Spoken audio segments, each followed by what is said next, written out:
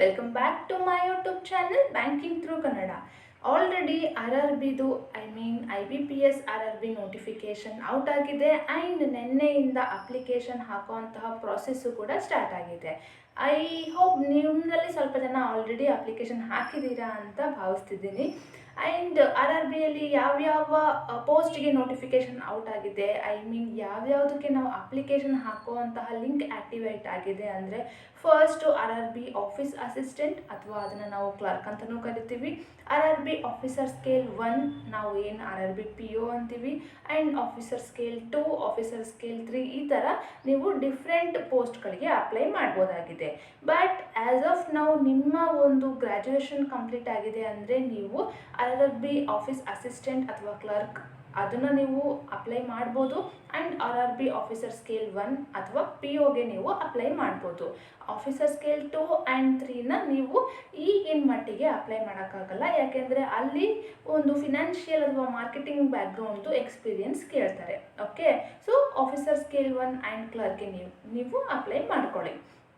And ಈಗ ವೇಕೆನ್ಸೀಸಿಗಂತ ಬಂದರೆ total vacancies ನಮಗೆ ಮ್ಯಾಟರ್ ಆಗಲ್ಲ. ಅದು 9,000 ಇರ್ಬೋದು, 10,000 ಇರ್ಬೋದು, ನೋ ಮ್ಯಾಟರ್. ಬಟ್ ಕರ್ನಾಟಕದಲ್ಲಿ ಎಷ್ಟು ವೇಕೆನ್ಸೀಸ್ ಇದ್ದಾವೆ ಅಂದರೆ ಈಗ ಕರ್ನಾಟಕದಲ್ಲಿ ಇರುವಂತಹ 2 RRBs ಯಾವ್ಯಾವು ಅಂದರೆ ನಿಮಗೆ ಗೊತ್ತು, ಕರ್ನಾಟಕ ಗ್ರಾಮೀಣ ಬ್ಯಾಂಕ್ ಒಂದು, ಕರ್ನಾಟಕ ವಿಕಾಸ್ ಗ್ರಾಮೀಣ ಬ್ಯಾಂಕ್ ಒಂದು. ಸೊ ಈ 2 ಬ್ಯಾಂಕ್ಗಳನ್ನು ಒಟ್ಟಿಗೆ ನೋಡೋದಾದರೆ ಆಫೀಸ್ ಅಸಿಸ್ಟೆಂಟಲ್ಲಿ ನಿಮಗೆ 200 ವೇಕೆನ್ಸೀಸ್ಗಳು ಸಿಗ್ತವೆ. ಟೋಟಲ್ ಆಗಿ ಕರ್ನಾಟಕದ ಮಾತ್ರ ನಾನು ಹೇಳ್ತಿರೋದು. ಆ್ಯಂಡ್ ಈಗ PO ಅಂತ ಬಂದರೆ ಅದರ ಆಫೀಸರ್ ಸ್ಕೇಲ್ 1 ಅಂತ ಬಂದರೆ ಅಲ್ಲಿ 386 ಟೋಟಲ್ ವೇಕೆನ್ಸೀಸ್ ಇದ್ದಾವೆ. ಓಕೆ, ಸೊ ನೀವು ಅಪ್ಲಿಕೇಶನ್ ಹಾಕಬೇಕಾದ್ರೆ ಒಂದು ಕರೆಕ್ಟ್ ಮೈಂಡ್ಸೆಟ್ ಇರಲಿ. ಯಾಕೆಂದರೆ ಏನು ನಾವು ಒಂದು ಪ್ರಿಫರೆನ್ಸ್ ಕೊಡಬೇಕಾಗುತ್ತೆ, ಫಸ್ಟು ವಿಕಾಸ್ ಗ್ರಾಮೀಣ ಬ್ಯಾಂಕ್ ಬೇಕು ಅಥವಾ ಗ್ರಾಮೀಣ ಬ್ಯಾಂಕ್ ಬೇಕು ಅಂತ. ಸೊ ನೋಡ್ಕೊಂಡು ಹಾಕಿ, ನಿಮ್ಮ ರೀಜನ್ ಸುತ್ತಮುತ್ತ ಯಾವುದಿದೆ ಅಥವಾ ನೀವು ಯಾವುದನ್ನು ಪ್ರಿಫರ್ ಮಾಡ್ತಿದ್ದೀರಾ, ಸೊ ಅದೇ ಥರ ನಿಮ್ಮ ಪ್ರಿಫರೆನ್ಸ್ನ ಹಾಕಿ. ಓಕೆ, ಮೊನ್ನೆ ರಿಸರ್ವ್ ಲಿಸ್ಟ್ ಬಂದಾಗ ಒಬ್ಬರು ಕೇಳಿದರು, ನನಗೆ ಕರ್ನಾಟಕ ಗ್ರಾಮೀಣ ಬ್ಯಾಂಕ್ ಬೇಕಿತ್ತು, ಬಟ್ ಕರ್ನಾಟಕ ವಿಕಾಸ್ ಗ್ರಾಮೀಣ ಬ್ಯಾಂಕ್ ಸಿಕ್ಕಿದೆ, ನಾನಿವಾಗ ಚೇಂಜ್ ಮಾಡ್ಕೋಬೋದಾ, ರಿಸರ್ವ್ ಲಿಸ್ಟಲ್ಲಿ ಸಿಕ್ಕಿರೋದು ನಾನು ಗ್ರಾಮೀಣ ಬ್ಯಾಂಕ್ ತಗೋಬೋದಾ, ನನಗೆ ವಿಕಾಸ ಗ್ರಾಮೀಣ ಬ್ಯಾಂಕ್ ಬೇಡ ಅಂದರೆ ಅಂತ ಕೇಳಿದರು. ಬಟ್ ಇದು ಹಾಗಾಗಲ್ಲ. ನೀವು ಏನು ಪ್ರಿಫರ್ ಮಾಡಿ ಅಪ್ಲಿಕೇಶನಲ್ಲಿ ಕೊಟ್ಟಿರ್ತೀರೋ ಅದೇ ನಿಮಗೆ ಅಲಾಟ್ ಆಗಿರುತ್ತೆ. ಲಾಸ್ಟು ರಿಸಲ್ಟಲ್ಲಿ ಕೂಡ ನೀವು ಅದಕ್ಕೆ ಹೋಗಬೇಕಾಗುತ್ತೆ. ಬಟ್ ಅಲ್ಲಿಂದ ಅಲ್ಲಿಗೆ ಹೋಗೋಕ್ಕಾಗಲ್ಲ as of now. Okay, so ಇದಿಷ್ಟು ಆಯಿತು. ನೆಕ್ಸ್ಟು ನಿಮಗೆ ಗೊತ್ತಿದೆ ಅಥವಾ ಯಾರಾದರೂ ಹೊಸಬ್ರು ಫಸ್ಟ್ ಟೈಮ್ ಎಕ್ಸಾಮ್ ಬರ್ತಿದ್ದೀವಿ ಅಂತ ಈ ವಿಡಿಯೋ ನೋಡ್ತಿದ್ರಿ ಅಂದರೆ ಇಲ್ಲಿ ಏನಿರುತ್ತೆ, ಕಾಮನ್ ಆಗಿ RRB ಕ್ಲರ್ಕಿಗೆ ಫಸ್ಟ್ ನೋಡ್ಕೊಂಡು ಬರೋಣ. ಇಲ್ಲಿ ಫಸ್ಟು ಪ್ರಿಲಿಮಿನರಿ ಎಕ್ಸಾಮಿನೇಷನ್ ಇರುತ್ತೆ, ನೆಕ್ಸ್ಟು ಮೇನ್ಸ್ ಎಕ್ಸಾಮಿನೇಷನ್ ಇರುತ್ತೆ. ಅಲ್ಲಿಗೆ ನಿಮ್ಮ ಏನು ಎಕ್ಸಾಮ್ ಬರೆಯೋದಾಗಿರ್ಬೋದು ಅಲ್ಲಿಗೆ ಮುಗಿಯುತ್ತೆ. ಪ್ರಿಲಿಮ್ಸ್ ಎಕ್ಸಾಮ್ಸಲ್ಲಿ ನೀವು ಚೆನ್ನಾಗಿ ಸ್ಕೋರ್ ಮಾಡಿದರೆ ಮೇನ್ಸಿಗೆ ಎಲಿಜಿಬಲ್ ಆಗ್ತೀರಾ. ಮೇನ್ಸಲ್ಲಿ ನೀವು ಡಿಸೆಂಟ್ ಸ್ಕೋರ್ ಅಥವಾ ಏನು ಕಟ್ ಆಫ್ ಬೇಕಿತ್ತೋ ಅದಕ್ಕಿಂತ ಒಂಚೂರು ಚೆನ್ನಾಗಿ ತೆಗೆದ್ರಿ ಅಂದರೆ ನಿಮ್ಮ ಫೈನಲ್ ಸೆಲೆಕ್ಷನ್ ಆಗೋಗ್ಬಿಡುತ್ತೆ. ಅದೇ RRB PO ಅಂತ ಬಂದರೆ ನೀವು ಪ್ರಿಲಿಮ್ಸ್ನೂ ಕ್ಲಿಯರ್ ಮಾಡ್ಕೋಬೇಕು, ಮೇನ್ಸ್ನು ಕ್ಲಿಯರ್ ಮಾಡ್ಕೋಬೇಕು, ನೆಕ್ಸ್ಟು ಇಂಟರ್ವ್ಯೂ ಸೆಕ್ಷನ್ ಒಂದು ನಿಮಗಿರುತ್ತೆ.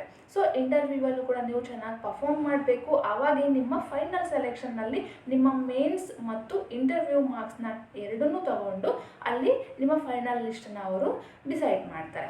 ಓಕೆ, ಪ್ರಿಲಿಮ್ಸ್ ಎಕ್ಸಾಮಲ್ಲಿ ನಿಮಗೆ ಗೊತ್ತಿರೋ ಹಾಗೆ ಇಲ್ಲಿ ಇಂಗ್ಲೀಷ್ ಅನ್ನೋ ಒಂದು ಸಬ್ಜೆಕ್ಟ್ ಬರಲ್ಲ, ಓನ್ಲಿ ಫಾರ್ ಪ್ರಿಲಿಮಿನರಿ ಎಕ್ಸಾಮಿನೇಷನ್. ಅಲ್ಲಿ ಏನಿರುತ್ತೆ, only reasoning and quantitative aptitude ಇರುತ್ತೆ. ಅಲ್ಲಿ ನೀವು ಆರಾಮಾಗಿ ನಿಮ್ಮ ಇಂಗ್ಲೀಷ್ ಭಯ ಇರಲಾರ್ದಂಗೆ ಎಕ್ಸಾಮ್ ಕೊಡ್ಬೋದು. ಅಲ್ಲಿನೂ ಕೂಡ ಒಂದು ಕನ್ಸಾಲಿಡೇಟೆಡ್ ಟೈಮ್ ಇರುತ್ತೆ. ಪ್ರತಿ ಸೆಕ್ಷನ್ನಿಗೂ ಡಿಫ್ರೆಂಟ್ ಟೈಮ್ನ ಅವರು ಅಲಾಟ್ ಮಾಡಿರಲ್ಲ.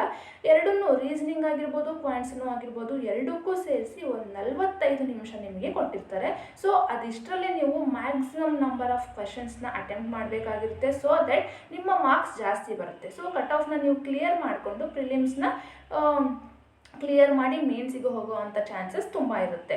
ಸೊ ಟೈಮ್ ಪೀರಿಯಡಲ್ಲಿ ಈಗ ಯಾರು ಬರ್ತಿದ್ದೀರ ಅವ್ರಿಗೆ ಸ್ವಲ್ಪ ಕಮ್ಮಿ ಇದೆ, ನಾನು ಅಷ್ಟೊಂದು ಫಾಸ್ಟ್ ಮಾಡ್ತಿಲ್ಲ ಅಂತ ಅನಿಸ್ಬೋದು. ಬಟ್ 45 ನಿಮಿಷದಲ್ಲಿ ನೀವು ಜಾಸ್ತಿ ಕ್ವಶನ್ಸ್ನ ಅಟೆಂಪ್ಟ್ ಮಾಡಲೇಬೇಕು. ಅದು ಬಿಟ್ಟು ಬೇರೆ ದಾರಿ ಯಾವುದೂ ಇಲ್ಲ. ಓಕೆ, ಸೊ ಜಾಸ್ತಿ ಪ್ರಾಕ್ಟೀಸ್ ಮಾಡೋ ಕಡೆ ಗಮನ ಕೊಡಿ, ಟೈಮ್ ಇಟ್ಕೊಂಡು ಪ್ರಾಕ್ಟೀಸ್ ಮಾಡಿ. ಸೊ ದಟ್ ನಿಮ್ಮ ಟೈಮ್ ಕೂಡ ನಿಮ್ಮ ಪ್ರಾಕ್ಟೀಸ್ ಮಾಡುವಂತಹ ಮೆಥಡು ಕೂಡ ಸ್ಪೀಡಪ್ ಆಗುತ್ತೆ. ಓಕೆ, ಸೊ ಅದಾಯಿತು. ನೆಕ್ಸ್ಟು ಮೇನ್ಸಲ್ಲಿ ಏನಿರುತ್ತೆ ಸಬ್ಜೆಕ್ಟು, ಇಲ್ಲಿ ನೀವು ಇಂಗ್ಲೀಷಿಂದ ಹೊರಗೆ ಹೋಗೋಕ್ಕಾಗಲ್ಲ, ಇಂಗ್ಲೀಷ್ ಇದ್ದೇ ಇರುತ್ತೆ. ಓಕೆ, ಬಟ್ ಒಂದು ಕ್ವೆಶನ್ ಎಲ್ಲರಿಗೂ ಕನ್ನಡದಲ್ಲೂ ಎಕ್ಸಾಮ್ ಪೇಪರ್ ಇರುತ್ತಾ ಅಂದರೆ ಕ್ವೆಶನ್ ಪೇಪರ್ ಇರುತ್ತಾ ಅಂತ. ಎಸ್, RRBಯಲ್ಲಿ ಕನ್ನಡದಲ್ಲೂ ಕೂಡ ನಿಮಗೆ ಕ್ವೆಶನ್ ಪೇಪರ್ ಸಿಗುತ್ತೆ. ಒಂದು ಇಂಗ್ಲೀಷಲ್ಲಿ ಇರುತ್ತೆ, ಇನ್ನೊಂದು ಕನ್ನಡದಲ್ಲೂ ಕೂಡ ನೀವು ಕ್ವಶನ್ಸ್ನ ನೋಡ್ಕೋಬೋದು. ಬಟ್ ಇಲ್ಲಿ ನೀವು ಒಂದು ಸೆಕ್ಷನ್ ಇಂಗ್ಲೀಷ್ ಅಂತ ಇದ್ದೇ ಇರುತ್ತೆ, ಅದನ್ನ ನೀವು ಮಿಸ್ ಮಾಡೋಂಗಿಲ್ಲ. ಬಟ್ ಇಂಗ್ಲೀಷ್ ಇರುತ್ತೆ ಆ್ಯಂಡ್ ಹಿಂದಿ ಇರುತ್ತೆ, ಎರಡರಲ್ಲಿ ನೀವು ಯಾವುದಾದ್ರೂ ಒಂದನ್ನು ಚೂಸ್ ಮಾಡ್ಕೊಳ್ಳೇಬೇಕು. ನಿಮ್ಗೆ ಯಾವುದು ಕಂಫರ್ಟೇಬಲ್ ಅನಿಸುತ್ತೋ ಅದನ್ನ ನೀವು ಚೂಸ್ ಮಾಡ್ಕೋಬೋದು, ಇಂಗ್ಲೀಷ್ ಆರ್ ಹಿಂದಿ. ಹಿಂದಿ ನಿಮ್ಗೆ ಚೆನ್ನಾಗಿದೆ, ನೀವು 10th ತುಂಬ ಚೆನ್ನಾಗಿ ಓದಿದ್ರಿ ಅಂತಂದರೆ ನೀವು ಹಿಂದಿನೇ ಆಪ್ಟ್ ಮಾಡ್ಕೋಬೋದು. ಇಲ್ಲ ನಮ್ಮದು ಹಿಂದಿ ಅಷ್ಟಕ್ಕಷ್ಟೇ ಇರೋದು, ಇಂಗ್ಲೀಷೇ ಮಾಡ್ಬೋದು ಅನ್ನಂಗಿದ್ರೆ ಇಂಗ್ಲೀಷ್ ಕಡೆನೇ ನೀವು ಹೋಗ್ಬೋದು. ಸೊ ಹಿಂದಿ ಅಥವಾ ಇಂಗ್ಲೀಷಲ್ಲಿ ಒಂದನ್ನು ನೀವು ಆಪ್ಟ್ ಮಾಡ್ಕೋಬೇಕಾಗುತ್ತೆ, ಅದು ನಿಮಗೆ ಬಿಟ್ಟಿದ್ದು. ಓಕೆ, ಮೇನ್ಸಲ್ಲಿ ಅಂತ ಬಂದರೆ ಒಂದು ಇಂಗ್ಲೀಷ್ ಅಥವಾ ಹಿಂದಿ ಒಂದು ಸಬ್ಜೆಕ್ಟ್ ಇರುತ್ತೆ, ನೆಕ್ಸ್ಟು ರೀಸನಿಂಗ್ ಇರುತ್ತೆ, ಮ್ಯಾಥ್ಸ್ ಇರುತ್ತೆ ಅಂದರೆ ಕ್ವಾಂಟಿಟೇಟಿವ್ ಆ್ಯಪ್ಟಿಟ್ಯೂಡ್ ಇರುತ್ತೆ, ಒಂದು ಕಂಪ್ಯೂಟರ್ ಅವೇರ್ನೆಸ್ ಅನ್ನೋ ಒಂದು ಸಬ್ಜೆಕ್ಟ್ ಇರುತ್ತೆ, ಇನ್ನೊಂದು ಜನರಲ್ ಅವೇರ್ನೆಸ್ ಇರುತ್ತೆ. ಸೊ ಈ 5 ಸಬ್ಜೆಕ್ಟ್ಗಳು ಮೇನ್ಸಲ್ಲಿ ಇರ್ತವೆ. ಇಲ್ಲಿ ಕೂಡ ನೀವು ಸೆಕ್ಷನಲ್ ಕಟ್ ಆಫ್ ಕ್ಲಿಯರ್ ಮಾಡ್ಕೋಬೇಕಾಗುತ್ತೆ. ನಾನು ಪ್ರಿಲಿಮ್ಸಲ್ಲಿ ಹೇಳಿಲ್ಲ ಅಲ್ವಾ, ಪ್ರಿಲಿಮ್ಸಲ್ಲೂ ಕೂಡ ಪ್ರತಿ ಸೆಕ್ಷನಲ್ ಕಟ್ ಆಫ್ನು ನೀವು ಕ್ಲಿಯರ್ ಮಾಡಬೇಕು ಆ್ಯಂಡ್ ಓವರಾಲ್ ಕಟ್ ಆಫ್ನು ನೀವು ಕ್ಲಿಯರ್ ಮಾಡಬೇಕು. ಅದೇ ಥರನೇ ಮೇನ್ಸಲ್ಲೂ ಕೂಡ ಪ್ರತಿ sectional cut off each and every ಸೆಕ್ಷನಲ್ಲೂ ಅದಕ್ಕೆ ಅಲಾಟ್ ಆಗಿರೋಂಥ ಕಟ್ ಆಫ್ನ ನೀವು ಕ್ಲಿಯರ್ ಮಾಡ್ಕೋಬೇಕು ಆ್ಯಂಡ್ ಟೋಟಲ್ ಕಟ್ ಆಫ್ನು ನೀವು ಅಂದರೆ ಓವರಾಲ್ ಕಟ್ ಆಫ್ನು ಕೂಡ ನೀವು ಕ್ಲಿಯರ್ ಮಾಡ್ಕೋಬೇಕಾಗುತ್ತೆ. ಓಕೆ, ಆ್ಯಂಡ್ ಇಂಗ್ಲೀಷ್ ಅಂತ ಬಂದರೆ ಒಂದು ಕ್ವಶನಿಗೆ ನಿಮಗೆ 1 ಮಾರ್ಕ್ಸ್ ಸಿಗುತ್ತೆ. ರೀಸನಿಂಗ್ ಆ್ಯಂಡ್ ಮ್ಯಾಥ್ಸ್ ಅಥವಾ ಕ್ವಾಂಟ್ಸಲ್ಲಿ ಒಂದು ಕ್ವಶನ್ ನೀವು ಕರೆಕ್ಟಾಗಿ ಮಾಡಿದ್ರಿ ಅಂದರೆ 1.25 ಮಾರ್ಕ್ಸು ನಿಮಗೆ ಸಿಗುತ್ತೆ. ಈ ಕಂಪ್ಯೂಟರ್ ಅವೇರ್ನೆಸ್ಸಲ್ಲಿ ಒಂದು ಕ್ವಶನ್ ನೀವು ಕರೆಕ್ಟ್ ಮಾಡಿದರೆ 0.5 ಮಾರ್ಕ್ಸ್ ಅಂದರೆ ಅದರಲ್ಲಿ ಅರ್ಧ ಮಾರ್ಕ್ಸು ನಿಮಗೆ ಸಿಗುತ್ತೆ. 40 ಕ್ವೆಶನ್ಸ್ ಇತ್ತು ಅಂದರೆ ಓವರಾಲ್ 40ಗೆ ನಿಮಗೆ 20 ಮಾರ್ಕ್ಸಲ್ಲಿ ಅಲಾಟ್ ಆದಂಗೆ. ಓಕೆ, ಜನರಲ್ ಅವೇರ್ನೆಸ್ ಅಂತ ಬಂದರೂ ಕೂಡ ಒಂದು ಕ್ವಶನ್ಗೆ 1 ಮಾರ್ಕ್ಸು. ಸೊ ಈ ಥರ ಅವರು ಮಾರ್ಕ್ಸ್ನ ಡಿಸ್ಟ್ರಿಬ್ಯೂಟ್ ಮಾಡಿರ್ತಾರೆ. ಸೊ ನೀವು ಜಾಸ್ತಿ ಕ್ವಾಂಟ್ಸ್ ಆ್ಯಂಡ್ ರೀಸನಿಂಗ್ನ ಅಟೆಂಪ್ಟ್ ಮಾಡೋದ್ರಿಂದ ನಿಮ್ಮ ಮಾರ್ಕ್ಸು ಕೂಡ ಜಾಸ್ತಿ ಆಗ್ತಾ ಹೋಗುತ್ತೆ. ಸೊ ದಟ್ ಕಟ್ ಆಫ್ನು ನೀವು ಕ್ಲಿಯರ್ ಮಾಡ್ಕೊಳೋಂತಹ ಚಾನ್ಸಸ್ ತುಂಬಾ ಜಾಸ್ತಿ ಇರ್ತವೆ. ಇದಿಷ್ಟು ಆಯಿತು. ಈಗ RRB PO ಆದರೆ ಇಂಟರ್ವ್ಯೂ ಇರುತ್ತೆ ಅಂತ ಅಂದೆ. ಸೊ ಮೇನ್ಸಲ್ಲಿ ನೀವು ಚೆನ್ನಾಗಿ ಮಾರ್ಕ್ಸ್ ತೊಗೊಂಡು ಕ್ಲಿಯರ್ ಮಾಡ್ಕೊಂಡಿದ್ದೆ ಆದರೆ 1 ತಿಂಗಳು ಒಳಗಡೆ ನಿಮಗೆ ಇಂಟರ್ವ್ಯೂಗೆ ಕರೀತಾರೆ. ಇಂಟರ್ವ್ಯೂವಲ್ಲಿ ಏನೇನು ಓದ್ಕೋಬೇಕು ಅಂದರೆ ನಾನು ಅದನ್ನು ಮತ್ತೆ ಸಪ್ರೇಟಲ್ಲಿ ಹೇಳ್ತೀನಿ ಅಥವಾ ಆಲ್ರೆಡಿ ವೀಡಿಯೋಸ್ ಮಾಡಿದ್ದೀನಿ. ಅಲ್ಲಿ ನಿಮ್ಮ ಪರ್ಸ್ನಾಲಿಟಿ ನೋಡ್ತಾರೆ ಆ್ಯಂಡ್ ನೀವು ಎಷ್ಟು ಧೈರ್ಯದಿಂದ ಆನ್ಸರ್ ಮಾಡ್ತಿದ್ದೀರಿ ಅಂತ ನೋಡ್ತಾರೆ. ನೀವು ಅಷ್ಟೊಂದು ಭಯ ಪಟ್ಕೋಬಾರ್ದು, ಆರಾಮಾಗಿ ವಿತ್ ಸ್ಮೈಲ್, ಅಂದರೆ ತುಂಬಾ ದೊಡ್ಡ ಸ್ಮೈಲ್ ಅಲ್ಲ, little smile on your face ಇರಬೇಕು. ಚೆನ್ನಾಗಿ ನೀವು ಆನ್ಸರ್ ಮಾಡಬೇಕು. ನಿಮ್ಗೆ ಎಲ್ಲ ಕ್ವಶನಿಗೂ ಆನ್ಸರ್ ಗೊತ್ತಿರಲೇಬೇಕು ಅನ್ನೋ ಯಾವ ರೂಲು ಇಲ್ಲ. ನಿಮ್ಗೆ ಗೊತ್ತಿಲ್ಲ ಅಂದರೆ ಅದನ್ನು ಅಷ್ಟೇ ಪೊಲೈಟಾಗಿ ನನಗೆ ಗೊತ್ತಿಲ್ಲ ಸರ್ ಅಂತಲೂ ಹೇಳ್ಬೋದು. ಸೊ ನೀವು ಎಷ್ಟು ಚೆನ್ನಾಗಿ ಆನ್ಸರ್ ಮಾಡ್ತೀರಾ ಅನ್ನೋದ್ರ ಮೇಲಕ್ಕಿಂತ ನೀವು ಯಾವ ಥರ ಆ ಕ್ವಶನ್ನ ತಗೋತಿದ್ದೀರಾ, ಆಕ್ಸೆಪ್ಟ್ ಮಾಡ್ತಿದ್ದೀರಾ. ಗೊತ್ತಿಲ್ಲ ಅಂದರೆ ಕರೆಕ್ಟಾಗಿ ಜೆನ್ಯೂನಾಗಿ ಗೊತ್ತಿಲ್ಲ ಅಂತ ಹೇಳ್ತಿದ್ದೀರಾ. ಸೊ ಇದನ್ನೆಲ್ಲ ಅವರು ಅಬ್ಸರ್ವ್ ಮಾಡ್ತಿರ್ತಾರೆ. ಸೊ ಇದಿಷ್ಟ್ರ ಮೇಲೆ ನಿಮ್ಮ ಇಂಟರ್ವ್ಯೂ ಮಾರ್ಕ್ಸು ಡಿಪೆಂಡ್ ಆಗಿರುತ್ತೆ.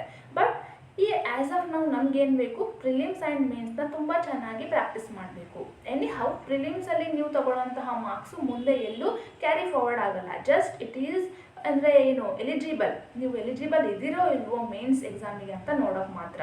ಬಟ್ ಮೇನ್ಸಲ್ಲಿ ನೀವೇನು ಕ್ವೆಶನ್ಸ್ನ ಅಟೆಂಪ್ಟ್ ಮಾಡ್ತಿರಲ್ವ, ಅಲ್ಲಿ ಬರುವಂತಹ ಸ್ಕೋರು ನಿಮಗೆ ತುಂಬಾ ಇಂಪಾರ್ಟೆಂಟ್ ಆಗುತ್ತೆ. ಯಾಕೆಂದರೆ ಆ ಮೇನ್ಸ್ನಲ್ಲಿ ನೀವು ತೊಗೊಂಡಿರೋಂತಹ ಮಾರ್ಕ್ಸು ಪ್ಲಸ್ ಇಂಟರ್ವ್ಯೂನಲ್ಲಿ ನೀವು ತೊಗೊಂಡಿರೋಂತಹ ಮಾರ್ಕ್ಸು ಎರಡನ್ನೂ ತಗೊಂಡು ಅವರು 80:20 ರೇಷಿಯೋದಲ್ಲಿ ನಿಮ್ಮ ಫೈನಲ್ ಸೆಲೆಕ್ಷನ್ನ ಅವರು ತಯಾರು ಮಾಡ್ತಾರೆ, ಅಂದರೆ ಫೈನಲ್ ಲಿಸ್ಟ್ನ ಬಿಡ್ತಾರೆ. ಸೊ ಮೇನ್ಸ್ ಆ್ಯಂಡ್ ಇಂಟರ್ವ್ಯೂ ತುಂಬಾ ನಿಮಗೆ ಕ್ರೂಷಿಯಲ್ ಆಗಿರುತ್ತೆ. ನೀವು ಕ್ಲರ್ಕಿಗೆ ಬರ್ತಿದ್ದೀರಾ ಅಂದರೆ ಮೇನ್ಸಲ್ಲಿ ತುಂಬ ಚೆನ್ನಾಗಿ ಮಾರ್ಕ್ಸ್ ನೀವು ಸ್ಕೋರ್ ಮಾಡಬೇಕು. ಒನ್ ಮೋರ್ ಪಾಯಿಂಟ್ ಅಂದರೆ ನೀವು RRB ಕ್ಲರ್ಕಿಗೆ ಅಂತ ಬರ್ತಿದ್ದೀರಾ ಅಂತ ಅಂದ್ಕೊಳ್ಳಿ. ನಿಮಗೆ ಇಂಟರ್ವ್ಯೂ ಅಂದರೆ ಭಯ, ಸೊ ಕ್ಲರ್ಕಿಗೆ ಬರೆಯೋಣ ಅಂತ ಅಂದ್ಕೊಂಡಿದ್ದೀರಾ. ಬಟ್ ಇಲ್ಲಿ ನಿಮಗೆ ಕ್ವೆಶನ್ಸು ಲೆವೆಲು ಅಂದರೆ ಸ್ವಲ್ಪ ಈಸಿ ಇರುತ್ತೆ. ನಿಮಗೆಲ್ಲ ಮಾಡ್ಬೋದು ಅನ್ನೋವಂತಹ ಮೈಂಡ್ಸೆಟ್ ಬರುತ್ತೆ. ಮಾಡ್ಬೋದಲ್ಲ, ಈಸಿ ಐತಲ್ಲ ಅಂತ ಅನಿಸುತ್ತೆ. ಬಟ್ ನೀವು ಜಾಸ್ತಿ ಕ್ವೆಶನ್ಸ್ನ ನೀವಿಲ್ಲಿ ಅಟೆಂಪ್ಟ್ ಮಾಡಬೇಕಾಗುತ್ತೆ. ಏಕೆಂದರೆ ಯೂಶ್ವಲಿ RRB ಕ್ಲರ್ಕ್ದು ಅಥವಾ IBPS ಕ್ಲರ್ಕ್ ಯಾವುದರಲ್ಲೇ ತಗೊಳ್ಳಿ, ಕ್ಲರ್ಕ್ ಅಂತ ಬಂದರೆ ಕಟ್ ಆಫ್ ತುಂಬಾ ಹೈ ಹೋಗಿರುತ್ತೆ, ಜಾಸ್ತಿ ಇರುತ್ತೆ. ಯಾಕಂದರೆ ಕ್ವೆಶನ್ಸು ತುಂಬಾ ಸಿಂಪಲ್ ಇರ್ತವೆ ಅಥವಾ ಮಾಡ್ಬೋದಾದಂಥ ರೀತಿಯಲ್ಲಿ ಇರ್ತವೆ. ಸೊ ದಟ್ ಕಟ್ ಆಫ್ ತುಂಬ ಜಾಸ್ತಿ ಹೋಗುತ್ತೆ, ಎಲ್ಲರೂ ಆರಾಮಾಗಿ ಅಟೆಂಪ್ಟ್ ಮಾಡ್ತಾರೆ. ಬಟ್ ನೀವು RRB PO ಅಂತ ಬಂದಾಗ ಇಲ್ಲಿ ಕಟ್ ಆಫು ತುಂಬಾ ಕಮ್ಮಿ ಇರುತ್ತೆ, ಯಾಕೆಂದರೆ ಡಿಫಿಕಲ್ಟಿ ಲೆವೆಲು ಕೂಡ ಅಷ್ಟೇ ಜಾಸ್ತಿ ಇರುತ್ತೆ. ಓಕೆನಾ, ಸೊ ಅದನ್ನ ನೀವು ತಲೆಯಲ್ಲಿ ಇಟ್ಕೊಳ್ಳಿ. ಬಟ್ ಕ್ಲರ್ಕ್ ಅಂತಲೇ ಅಲ್ಲಿಗೆ ಮೀಸಲಾಗಿ ಇರಬೇಡಿ, ಎರಡಕ್ಕೂ ಅಪ್ಲೈ ಮಾಡಿ, ಎರಡನ್ನೂ ಎಕ್ಸಾಮ್ ಬರೀರಿ. ಯಾಕೆಂದರೆ ಎರಡಕ್ಕೂ same syllabus, same exam pattern ಇರೋದ್ರಿಂದ ಯಾಕೆ ನೀವು ಟ್ರೈ ಮಾಡಬಾರ್ದು, ಮತ್ತೆ ಮುಂದಿನ ವರ್ಷಕ್ಕೋಸ್ಕರ ಯಾಕೆ ಕಾಯ್ತೀರಾ? ಸೊ ಎರಡಕ್ಕೂ ಅಪ್ಲೈ ಮಾಡಿ, ಎರಡರದ್ದು ಎಕ್ಸಾಮ್ ಬರೀರಿ. ಸೊ ದಟ್ ನೆಕ್ಸ್ಟ್ ಫೈನಲ್ ರಿಸಲ್ಟಲ್ಲಿ ನೋಡೋಣ ಯಾವುದಾಗುತ್ತೋ ಅಂತ. ಓಕೆ, ಬಟ್ ನನ್ನ ಮೈಂಡ್ಸೆಟ್ ಹೆಂಗಿತ್ತು, ನಾನು ಸ್ಟಾರ್ಟಿಂಗ್ ಎಕ್ಸಾಮ್ ಬರೀಬೇಕಾದ್ರೆ, ಫಸ್ಟ್ ಟೈಮ್ ನಾನು ಎಕ್ಸಾಮ್ ಬರೀಬೇಕಾದ್ರೆ ನಾನು ಕೂಡ ಹೀಗೆ ಥಿಂಕ್ ಮಾಡ್ತಿದ್ದೆ, ನನಗೆ ಇಂಟರ್ವ್ಯೂ ಅಂದರೆ ಭಯ, ನನಗೇನು ಬರಲ್ಲ, ಸೊ ನಾನು ಕ್ಲರ್ಕ್ ಒಂದೇ ಮಾಡ್ಕೋತೀನಿ ಅಂತ. ಬಟ್ ನಾನು ಎರಡೂ ಎಕ್ಸಾಮ್ ಬರೆದ್ಮೇಲೆ ನನಗೆ ಗೊತ್ತಾಯಿತು, ಅಪ್ಪ ನಾನು ಕರೆಕ್ಟ್ ಮಾಡಿದೆ, ಅಂದರೆ ಒಳ್ಳೆ ಕೆಲಸ ಮಾಡಿದೆ, ಎರಡನ್ನೂ ಬರೆದು. ಕ್ಲರ್ಕ್ ಅಂತೂ ತುಂಬಾ ಹೈ ಕಟ್ ಆಫ್ ಹೋಗುತ್ತೆ, ನನಗೆ ಅದನ್ನು ರೀಚ್ ಆಗೋಕ್ಕೆ ಆಗ್ತಿಲ್ಲ. ಬಟ್ RRB PO ಅಲ್ಲಿ ಕಟ್ ಆಫ್ ಕಮ್ಮಿ ಇರುತ್ತೆ, ಡಿಫಿಕಲ್ಟಿ ಲೆವೆಲಿನೂ ಇರುತ್ತೆ. ಬಟ್ ಕಟ್ ಆಫ್ ಕಮ್ಮಿ ಇತ್ತು ಅಂದರೆ ನಾವು ಇಂಟರ್ವ್ಯೂವಲ್ಲಿ ಚೆನ್ನಾಗಿ ಪರ್ಫಾರ್ಮ್ ಮಾಡ್ಬೋದು, ಬೆಟರ್ ಪರ್ಫಾರ್ಮೆನ್ಸ್ ಕೊಟ್ಟು ಸೆಲೆಕ್ಷನ್ ತಗೋಬೋದು ಅಂತ ನನಗೆ ಅವಾಗ ತಲೆಯಲ್ಲಿ ಬಂದಿತ್ತು. ಸೊ ಸ್ಟಾರ್ಟಿಂಗಲ್ಲೇ ಯಾರು ಈ ಮಿಸ್ಟೇಕ್ ಮಾಡಬೇಡಿ, ಎರಡನ್ನೂ ಅಪ್ಲೈ ಮಾಡಿ, ಎರಡಕ್ಕೂ ಚೆನ್ನಾಗಿ ಓದ್ಕೊಳ್ಳಿ.